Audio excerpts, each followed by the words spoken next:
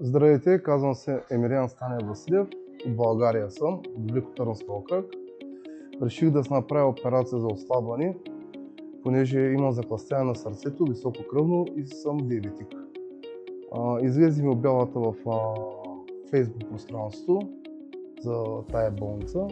Реших да се обадя, свързаха се с мене и организирахме кога ще пристигна, как ще се състои операцията. Пристигнах тук на място, бях заранта в 6:30.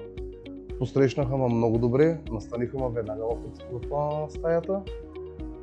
На същия ден ми направиха абсолютно всички изследвания и на другия ден ми беше операцията.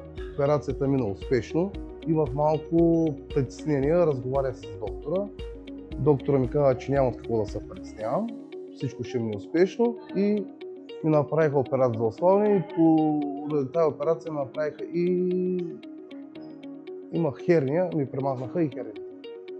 Персонал много добре се отнася с пациентите, всичко ви е както трябва.